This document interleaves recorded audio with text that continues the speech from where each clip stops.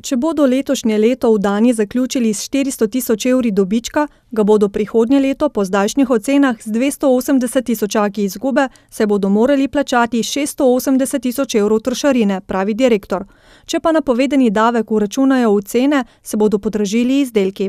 Posledično pomeni padec prodaje, ocenjujemo nekje 15%, kar bi pomenilo padec proizvodnje, povečanje vseh stroškov fiksnih v podjetju in primorani bomo zmanjšati plače ali pa še celo odpuščati ali popustiti kakšen program.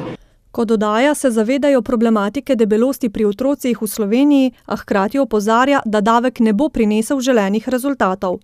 Vsi vemo, da prodaja pijač v zadnjih 5 letih drastično pada, več kot 30%, debelost mladih pa narašča. To pomeni, da mi nismo vzrok, samo mi nismo vzrok za debelost in se te debelosti treba popolnoma drugače rešiti, se pravi bolj sistematično.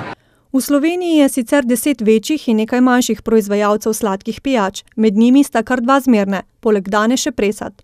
Nas zelo skrbi, da bo to pomenilo tudi več nezaposlenih v Mirnski dolini.